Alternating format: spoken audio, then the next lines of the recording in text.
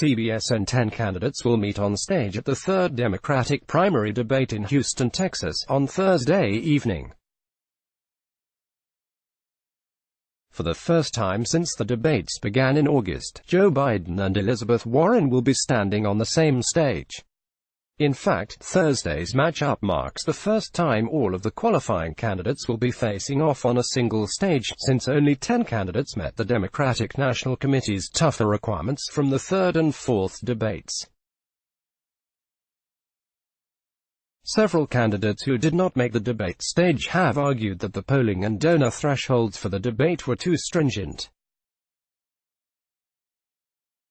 Follow live updates of the Democratic debate as it happens. O'Rourke says he would sign a slavery reparations bill into law 8:42 p.m. When asked about the problem of racism in the country, O'Rourke said racism was endemic and foundational.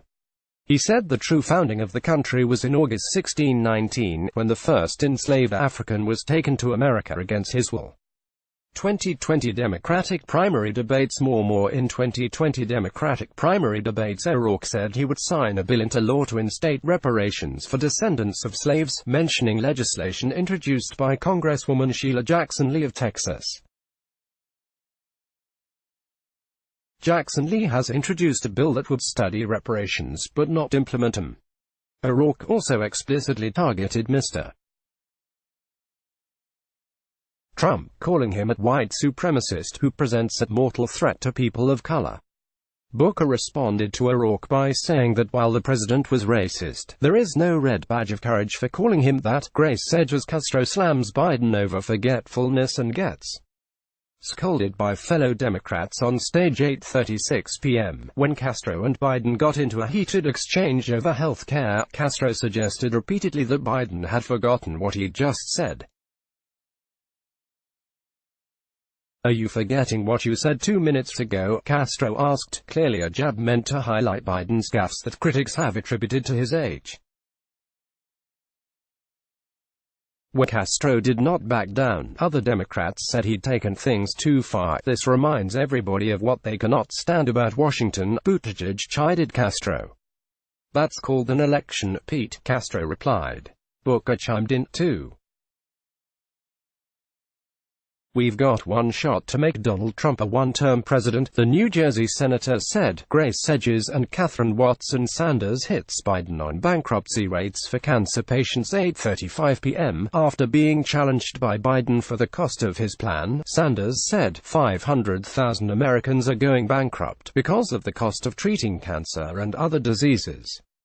"You've got to defend the fact that 500,000 Americans are going bankrupt," Sanders said. "I know a lot about cancer and let me tell you something, it's personal," replied Biden.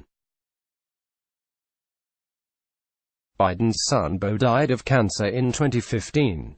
"They will not go bankrupt because of that." He hit Sanders' plan as being too aspirational, saying, "People need help now, hope now, and do something now." Grace Sedges Sanders may have written the bill, but "I read the bill," Klobuchar says 8:25 p.m. Klobuchar said that although Sanders may have written the Medicare for All bill, she actually read the bill. On page 8, Klobuchar noted, "It says that we will no longer have private insurance as we know it. Millions of Americans will lose their own private health insurance," she said. That put Sanders and Warren on defense. Sanders said Americans are already losing their health care insurance. Buttigieg said he trusts Americans to know what health care insurance is best for them. "I trust you to choose what makes the most sense for you, not my way or the highway," the Indiana mayor said. Catherine Watson Biden hits Warren Sanders on Medicare for All 8:18 p.m. The first question of the debate was to Joe Biden, with moderator George Stephanopoulos asking Biden about Elizabeth Warren and Bernie Sanders' plans to implement Medicare for All. The senator says she's for Bernie. "Well, I'm for Barack," Biden said about Warren's support for Medicare for All, alluding to an earlier debate, when Warren said she completely agreed with Sanders on Medicare for All. Warren praised Obama before pivoting to promoting her own plan. "We all owe a huge debt to President Obama, who fundamentally transformed health care in America," Warren said, to applause. Those at the very top are going to pay more. And middle-class families are going to pay less. When asked if middle-class taxes will go up to pay for Medicare for all, Warren demurred. "What we're talking about here is what's going to happen in families' pockets," she said. She said costs would go down, but did not explicitly say whether taxes would go up. For his part, Sanders repeated a popular line from an earlier debate, saying of Medicare for all that he wrote the damn bill. He also claimed that insurance companies would be advertising against Medicare for all on ABC during the debate. Biden hit back against Warren, accusing her of not being honest about the cost of Medicare for all for the middle class. "This is about candor, honesty, big ideas," Biden said. "That's not a bad idea if you don't like it. I don't like it." Grace Sedge's candidates deliver opening statements, as Andrew Yang announces free money. 8:18 p.m. Julian Castro kicked off opening statements with a greeting in both English and Spanish. "There will be life after Donald Trump," Castro said, calling for a bold vision. Amy Klobuchar opened by saying what divides the Democrats on stage is more important than what divides them. "Houston, we have a problem," she said, noting the president would rather lie than lead. Beto O'Rourke began by speaking about the El Paso shooting. "That day revealed how dangerous the president is," O'Rourke said. "It also revealed how insufficient today's Washington is to address the country's real problems." Cory Booker emphasized the need to unite America in common cause and common purpose. The audience cheered Andrew Yang when his name was called. Yang, who is campaigning on giving every American $1,000 a year, announced he'll be giving $1,000 a month for a year to 10 American families. Kamala Harris opened by saying she has a few words for President Trump, accusing the president of spending the last 2 years trying to sow hate and division among us. Bernie Sanders opened by saying the Democrats must and will defeat Mr. Trump. Elizabeth Warren repeated a story she's used many times before about how she only made it in life because of her family. Joe Biden said he will refuse to postpone curing cancer, universal pre-K, and addressing climate change, among other needs. Catherine Watson Yang promises to give $120,000 to 10 families over the next year. 8:05 p.m. In his opening statement, Yang promised to do something unprecedented, advertising his plan to give every American $1,000 a year if elected. He announced he'll be giving $1,000 a month for a year to 10 American families, $120,000 in total. Yang's announcement was met with loud cheers from the audience, and with bemused laughter from other candidates on stage. "It's original, I'll give you that." Buttigieg, whose opening statement followed Yang's, noted wryly, "Grace Sedge's Texas is firmly in play," says O'Rourke's campaign manager. 7:48 p.m. Beto O'Rourke's campaign manager thinks that Texas could go blue in 2020, she told CBS News' Caitlin Huey Burns before the debate. "This idea that Texas is not in play, or it's not in play in the general election, is not true," said Jen O'Malley Dillon. "We believe it is firmly in play, and Beto is the best candidate to get the 38 electoral votes in the general election." Dillon also talked about O'Rourke's advocacy of gun control in the wake of a spate of mass shootings, including one in his hometown of El Paso last month. "I think that Democrats, independents, all voters are looking for their leaders to stand up on this. For us, we believe this a critical issue. We don't have to wait until Donald Trump is defeated. We can actually do something about it now," she said. Grace Sedge's "How did the candidates qualify for the debate?" Candidates had to reach at least 2% support in at least 4 polls, which could be national polls or polls in the early voting states of Iowa, New Hampshire, South Carolina or Nevada.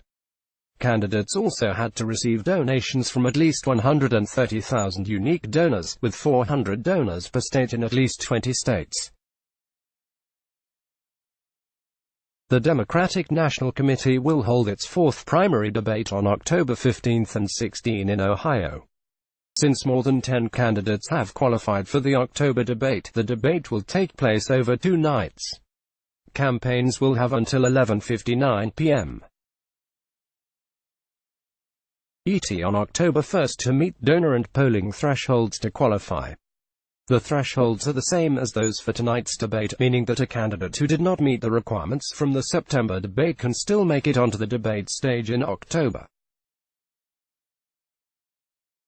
Trump thinks Democratic primary races between Warren, Biden and Sanders. President Trump put on his political pundit hat hours before the third Democratic presidential debate in Houston and said he thinks the crowded Democratic primary race is now a three-person contest between Joe Biden, Elizabeth Warren and Bernie Sanders.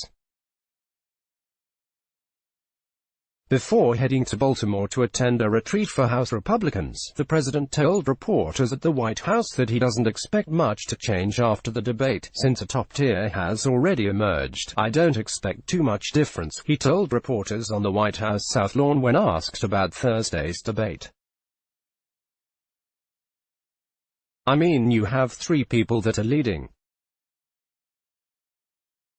I sort of think that those 3 people are going to take it to the end. It's going to be one of those 3. Asked about a candidate he believes can mount the most formidable challenge to his re-election bid, Mr. Trump largely demurred, offering an unusual diplomatic answer. "They all have their weaknesses and their strengths," he said, before reiterating that he expects to face either Warren, Biden or Sanders in the general election. Kamala Harris bringing DACA recipients as guests to debate. California DACA, Deferred Action for Childhood Arrivals recipients will be accompanying Kamala Harris to Thursday night's debate in a move that the Harris campaign says is critical to acknowledge as the Trump administration continues to strip away protections for immigrants in the U.S.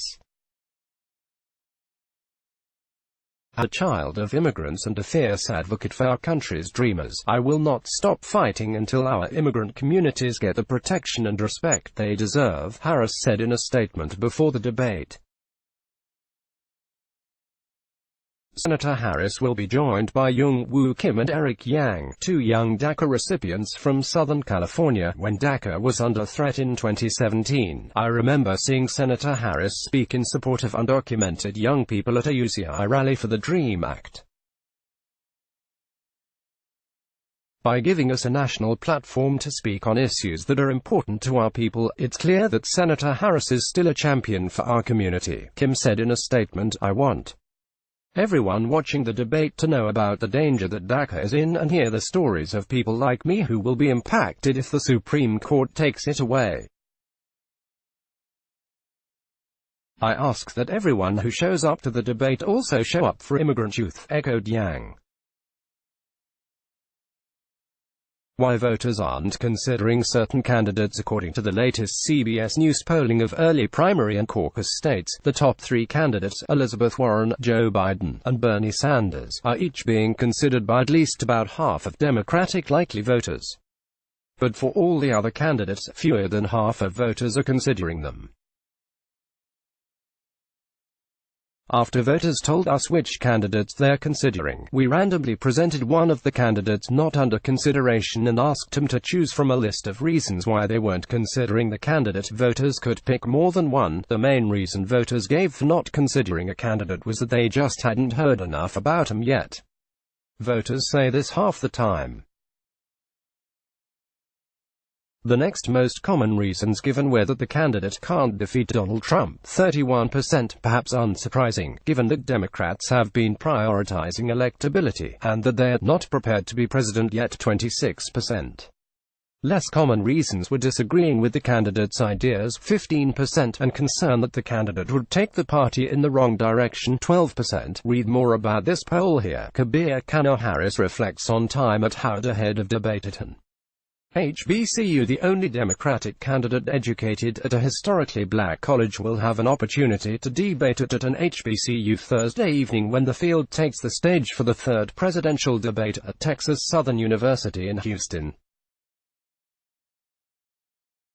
Harris, who graduated from Howard University, cherished her time there, and that was a message she wanted to convey to TSU's students. She took out a full-page ad in the student newspaper and read the students an open letter about her experience at Howard, which she ranked as one of the two things that had a profound impact on her life, just behind her mother and her family. "I'll always remember freshman orientation," Harris recalled, walking into the auditorium and seeing hundreds of people and everyone looked like me. "To attend an HBCU is," she said, "to be constantly reminded you are young, gifted and black, and that experience," she suggested, "prepared her for spending my career in rooms where I was the only one who looked like me. I know how important it is to center our voices in the conversation as we build an America we can all see ourselves in." Read more about Harris's time at an HBCU, and how it shaped her here. LaCry Michelle and Stephanie Ramirez. Trump campaign flies anti-socialism banner ahead of debate. The Trump campaign is flying a 4,800 square foot aerial banner above the Democratic debate site in Houston on Thursday. The campaign is also running full-page ads in the area's top newspapers. Both read, "Socialism will kill Houston's economy." Vote Trump 2020. Trump campaign manager Brad Parscale tweeted a video of the banner being flown by a prop plane in the Texas sky, telling supporters, "Hey Houston, look up." He added the hashtag, "Socialism sucks." The president and his campaign have tried to frame all of the Democratic candidates as representative of some brand of socialism, an argument they hope will help them secure victory in next year's presidential election. Which candidates are in the debate?